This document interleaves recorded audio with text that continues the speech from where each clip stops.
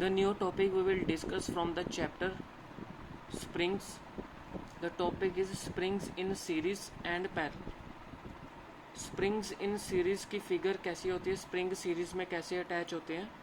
ये हमारे पास एक रिजिड फिक्स्ड पोजीशन है और उसके साथ हमने दो स्प्रिंग्स जो हैं इस तरह से अटैच किए हुए हैं। तो जो इस तरह से अटैच हों, लोड यहाँ पे हो, तो उसको हम बोलते हैं springs in series. When the two springs are connected in series and the load is applied at the end of the assembly, ये दोनों स्प्रिंग्स जो हैं सीरीज़ में कनेक्टेड हैं और जो लोड यहाँ पे अप्लाइड है at the end of the assembly, total extension produce, जब यहाँ पे लोड अप्लाई होगा तो स्प्रिंग की जो लेंथ है वो इंक्रीज होगी, एक्सटेंड होगी। तो टोटल एक्सटेंशन जो यहाँ पे प्रोड्यूस होगी वो किसके इक्वल होगी, sum of the extension in the each one of the spring. मतलब इसकी डिफ्लेक्शन होगी डेल्टा 1 और इसकी डिफ्लेक्शन होगी डेल्टा 2। तो इन जो टोटल एक्सटेंशन प्रोड्यूस होगी आफ्टर अप्लाइंग लोड हेयर वो किसके इक्वल होगी, the sum of the deflection delta 1 plus delta 2। ठीक है, तो ये हमारे पास इस तरह से डेल्टा इक्वल्स टू क्या आ जाएगा, डेल्टा 1 प्लस डेल्टा 2। और डेल्टा होता क्या है, डब्ल्यू बाई एस। डिफ्लेक्शन होता क्या है, लोड डिवाइडेड बाई स्टिफनेस। ठीक है, और W बाई एस, ये लोड अप्लाई हो रहा है टोटल स्प्रिंग के ऊपर, और जो W1 लोड अप्लाई हो रहा है, जो यहाँ पे W लोड अप्लाई हो रहा है वो हो रहा है यहाँ पे S1 स्प्रिंग के ऊपर, और यहाँ पे आ जाएगा हमारे पास W बाई S2, डेल्टा हो जाएगा W बाई S2। तो W जो है यहाँ पे कैंसिल आउट हो जाएगा, 1 बाई एस का हो जाएगा equal to 1 by S1 plus 1 by S2। जब स्प्रिंग्स इन पैरेलल की हम बात करेंगे तो इस तरह से इनकी अटैचमेंट होती है असेंबली में। लोड यहाँ पे at the end of the assembly applied हो रहा है और स्प्रिंग्स की अटैचमेंट इस तरह से होती है। इसको हम बोलते हैं पैरेलल कंडीशन में। तो दो स्प्रिंग्स यहाँ पे कनेक्टेड है पैरेलल एक दूसरे से और लोड अप्लाइड हो रहा है। लोड जो यहाँ पे अप्लाइड हो रहा है यहाँ पे, इस लोड को ये दोनों स्प्रिंग जो है शेयर कर रहे हैं। तो एक्सटेंशन क्या होगी, टोटल लोड क्या होगा, W equals to W1 plus W2। W क्या होता है, डेल्टा एस, मतलब कितना उसमें delta S total load, total deflection कितनी हो रही है। और W1 लोड जो ये शेयर कर रहा है ये वाला स्प्रिंग S1, तो इसको क्या लिखेंगे, W1 को डेल्टा S1, इसको लिखेंगे डेल्टा S2। तो S क्या हो जाएगा, S1 प्लस S2। तो ये आपके पास सीरीज़ की कंडीशन रहेगी। सीरीज़ आपके पास आएगा 1 by S equal to 1 by S1 plus 1 by S2, और इस तरह से ये अटैच होंगे। और पैरेलल की कंडीशन, दोनों स्प्रिंग्स पैरेलल होंगे और वो लोड जो क्या है शेयर कर रहे हैं, तो S क्या आ जाएगा, S1 प्लस S2। नेक्स्ट हमारे पास न्यूमेरिकल है on the basis of this article. A composite spring is formed by connecting two springs in series. इन्होंने हमें कंडीशन दे दी कि दो स्प्रिंग्स जो यहाँ पे अटैच्ड हैं वो सीरीज में कनेक्टेड है, और सीरीज की कंडीशन क्या होता है, 1 by S equal to 1 by S1 plus 1 by S2। The stiffness of a composite spring is 1 newton per millimetre. तो ये हमारे पास स्टिफनेस गिवन है कॉम्पोजिट स्प्रिंग की। Each spring has a diameter of, मतलब एक स्प्रिंग ये वाला हो गया और एक स्प्रिंग ये वाला हो गया। Each spring has a diameter of 6 times the wire diameter. 6 times the wire diameter. Wire diameter को हम लेते हैं D1, और जो स्प्रिंग का डायमीटर होता है, मीन कॉइल डायमीटर, उसको लेते हैं कैपिटल D1। तो 6 टाइम्स D1 होता है। One of the spring has 24 turns.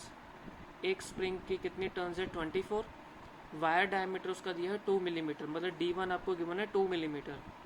Calculate करना है diameter of the wire of the another spring. D2 आपने कैलकुलेट करना है, small d2। N number of turns 42 given है। ये सेकेंड स्प्रिंग के लिए। फर्स्ट स्प्रिंग के लिए पहले हम कैलकुलेट करते हैं, मीन कैपिटल D1 हम कैलकुलेट करते हैं। अब मीन कॉइल डायमीटर D1 तो आपको गिवन है यहाँ पे 12 मिलीमीटर। तो उसका रेडियस कैसे करेंगे कैलकुलेट, तो रेडियस हम कैसे कैलकुलेट करेंगे, इसको 2 के साथ डिवाइड करेंगे तो हमारे पास 6 मिलीमीटर आ जाएगा। स्टिफनेस का फॉर्मूला क्या होता है, GD14 divide by 64 R1 cube N1। GD14, G modulus of rigidity इसकी आपको गिवन होगी क्वेश्चन में, और D1 आपको डायमीटर ऑफ वायर 2 दिया हुआ है, रेडियस आपने यहाँ पे निकाला है, number of turns for first spring 24 given है, तो S1 आपके पास ये आ जाएगा। डायमीटर ऑफ वायर D2 आपने कैलकुलेट करना है यहाँ पे। और मीन कॉइल डायमीटर आपको गिवन है 6 × d2 होता है। ईच स्प्रिंग बताया हुआ है कि मीन कॉइल डायमीटर हर स्प्रिंग के लिए वो 6 टाइम्स होगा डायमीटर ऑफ द वायर। तो d2 for the second spring वो आपको दिया नहीं हुआ। R2 क्या हो जाएगा d2/2। तो d2 आपके पास क्या है 6 × d2, तो इसको यहाँ सब्सटीट्यूट कर देंगे, डिवाइड/2 कर देंगे, 2 को 6 के साथ कटिंग करेंगे तो 3d2 आ जाएगा। Number of turns for second spring जो आपको 42 गिवन है। स्टिफनेस दैट इज S2 आपको फॉर्मूला होता है Gd24 64 R2³ N2। तो G आपको मॉडुलस ऑफ रिजिडिटी गिवन है, d2 आपको पता नहीं है। रेडियस क्या हो जाएगा यहाँ पे 3d2, यहाँ पे सब्सटीट्यूट कर दोगे, N2 जो होगा 42, तो S2 जो आ जाएगा हमारे पास ये आ जाएगा। अब स्प्रिंग्स जो है वो सीरीज में कनेक्टेड है, तो 1/s क्या हो जाएगा 1/s1 + 1/s2। S आपको स्टिफनेस गिवन है यहाँ पे 1 न्यूटन मिलीमीटर ये गिवन है। स्टिफनेस कॉम्पोजिट स्प्रिंग की कैपिटल S गिवन है आपको, वो आपने यहाँ पे सब्सटीट्यूट कर देना है। S1 आप कैलकुलेट कर चुके हो यहाँ पे, ठीक है। S2 आपके पास ये है। तो इसको जब आप सोल्व करोगे, ये जो 1/4 - 4.051 है, ये लेफ्ट हैंड साइड आके क्या हो जाएगा माइनस हो जाएगा, 1 - दिस इक्वल्स टू रह जाएगा ये। जब आप इसका एलसीएम लोगे तो आपके पास आ जाएगा 0.7532, ठीक है। और यहाँ से आप d2 की वैल्यू कैलकुलेट कर लोगे, आपके पास आ जाएगा 1.147 millimetre. The greatest load can be carried by the spring is given as. जो लोड कैरी कर रहा है यहाँ पे स्प्रिंग, ये जो लोड कैरी कर रहा है यहाँ पे स्प्रिंग इन सीरीज में, इसको हम कैसे लिखेंगे, this W × R equals to π/16 FSD³। ये टॉर्जन की इक्वेशन होती है, ठीक है। तो R आपके पास क्या है यहाँ पे, d2 आपने यहाँ पे कैलकुलेट कर लिया, और यहाँ पे R की वैल्यू आपने कैलकुलेट की थी, दैट इज 3 × d2। तो d2 की वैल्यू अभी आपने यहाँ पे कैलकुलेट किया, इसको यहाँ पे आप सब्सटीट्यूट करोगे तो R आ जाएगा आपके पास। R आपने कैलकुलेट कर लिया, ठीक है। π/16 स्ट्रेस आपको गिवन है, D भी आपको गिवन है, डायमीटर ऑफ द वायर। तो यहाँ से आपने W कैलकुलेट कर लेना है।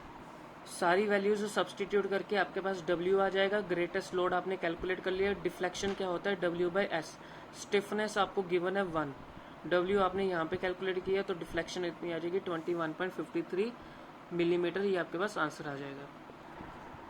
नेक्स्ट टॉपिक हमारे पास है laminated springs.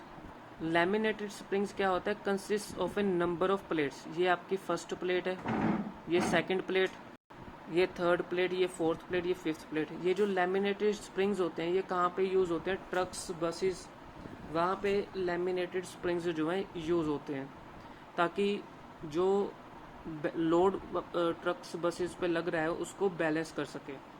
Number of plates varying length, उनकी लेंथ जो है वेरी कर सकती है। देखो इसकी लेंथ ज़्यादा होगी, फिर उसकी लेंथ कम होगी। By means of clamps and boards. Initial curvature is given to the leave so that they should tend to straighten under the load. ये जो इनको कर्व पोजीशन दी गई है, जब इनके ऊपर लोड लगेगा तो इस तरह से इनको बनाया गया है कि जब लोड अगर ज़्यादा हो तो वो अपनी जो पोजीशन है वो स्ट्रेट उनकी हो सके, which to tend to straighten under the load. The longest leaf is known as mean leaf. ये जो लॉन्गेस्ट लीफ है इसको मीन लीफ बोलते हैं, अदर लीव्स को हम ग्रेजुएटेड लीव्स बोलते हैं। स्प्रिंग्स जो होते हैं दो टाइप्स के होते हैं, एक सेमी एलिप्टिकल टाइप स्प्रिंग होता है, एक क्वार्टर एलिप्टिकल टाइप स्प्रिंग होता है। ये होता है सेमी एलिप्टिकल लैमिनेटेड स्प्रिंग, और यहाँ पे लोड यहाँ पे लग रहा है, और ये आपके पास होता है quarter elliptical type spring. Next हमारे पास न्यूमेरिकल है लैमिनेटेड स्प्रिंग के ऊपर। लैमिनेटेड स्प्रिंग 1.2 मीटर लॉन्ग, इसकी जो लेंथ दी हुई है 1.2 मीटर दी हुई है, इसको मीटर को मिलीमीटर में आपने कन्वर्ट करना है, तो हो जाएगा 1200 millimetre. It is made up of 10 plates. इसकी प्लेट्स कितनी है, number of plates 10, of 80 millimetre width. इसकी विड्थ कितनी है 80 मिलीमीटर। थिकनेस कितनी है 10 millimetre. If the bending stress in the plate, bending stress आपको दे दिया 140 Newton per millimetre square. Calculate करना है आपने safe load that can be applied on it and calculate the corresponding deflection. Deflection भी find out करनी है आपने और सेफ लोड भी फाइंड आउट करना है। मॉडुलस ऑफ इलास्टिसिटी गिवन है, ठीक है। और उसके बाद अब सेफ लोड कैसे कैलकुलेट करना है हमने, मतलब डब्ल्यू आपने कैलकुलेट करना है, तो हमने फॉर्मूला लगाना है। लैमिनेटेड स्प्रिंग के केस में ये बेंडिंग स्ट्रेस का फॉर्मूला लगाना है। कभी भी आपके पास लैमिनेटेड स्प्रिंग का क्वेश्चन आए तो बेंडिंग स्ट्रेस का जो फॉर्मूला लगेगा that is F B equals to 3/2 multiply W L N B T square. ये फॉर्मूला आपको याद रखना है। लैमिनेटेड स्प्रिंग के केस में बेंडिंग स्ट्रेस का फॉर्मूला आपको याद रखना है, ठीक है। तो यहाँ पे आपने W कैलकुलेट करना है सेफ लोड, 2 को मल्टीप्लाई करेंगे FB के साथ, ठीक है। NBT स्क्वायर भी यहाँ पे मल्टीप्लाई हो जाएगा, 3L जो है नीचे आ जाएगा। बेंडिंग स्ट्रेस 140 होता है, नंबर ऑफ प्लेट्स 10 गिवन है, विड्थ आपको 80 गिवन है, थिकनेस आपको 10 यहाँ पे दी हुई है, ठीक है। सब कुछ गिवन है आपको, लेंथ भी गिवन है। तो जब आप वैल्यूज पुट कर दोगे तो ये न्यूटन में आ जाएगा। न्यूटन को किलो न्यूटन में कन्वर्ट करने के लिए 1000 के साथ आपने डिवाइड करना है। सेम ऐसे ही आपने डिफ्लेक्शन कैलकुलेट करनी है। तो डिफ्लेक्शन का फॉर्मूला क्या होगा, डेल्टा इक्वल्स टू 3/8, यहाँ पे आ जाएगा 3/2 की जगह 8 आ जाएगा, L की जगह L क्यूब आ जाएगा, NBT क्यूब, T का स्क्वायर T क्यूब हो जाएगा, और E लग जाएगा मॉडुलस ऑफ इलास्टिसिटी। बस ऐसे ही आपने वैल्यूज सब्सटीट्यूट करनी है तो आपके पास आ जाएगी deflection. A laminated spring of 1 metre length अब आपको 1 मीटर दिया, उसको मिलीमीटर में करना है। नंबर ऑफ प्लेट्स आपको 6 गिवन है, और क्रॉस सेक्शन आपको दिया हुआ है विड्थ, और आपको यहाँ पे थिकनेस दी हुई है, और 60 आपको विड्थ दी हुई है यहाँ पे। कैलकुलेट द डिफ्लेक्शन, अपने डिफ्लेक्शन के लिए ये फॉर्मूला लगाना है जो हमने यहाँ पे लगाया था। Due to 5 kilo newton load, safe load आपको गिवन है, मॉडुलस ऑफ इलास्टिसिटी भी गिवन है। जस्ट आपने फॉर्मूला लगाना है, वैल्यू सब्सटीट्यूट करनी है, आपके पास आंसर आ जाएगा। मोस्ट इंपॉर्टेंट न्यूमेरिकल हम कर रहे हैं।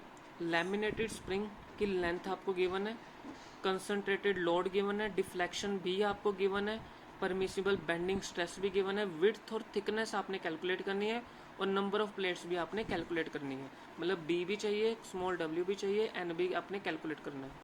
हमें बस यहाँ पे एक कंडीशन गिवन दे दी है कि जो विड्थ है वो 12 टाइम्स ऑफ थिकनेस है। बस ये हमें कंडीशन दी है। लेंथ आपको गिवन है, लोड गिवन है, डिफ्लेक्शन, बेंडिंग स्ट्रेस, विड्थ आपको क्या है 12 multiply thickness of the plate, modulus of elasticity given है। बेंडिंग स्ट्रेस का आपने फॉर्मूला लाना है 3/2 WL/NBT स्क्वायर।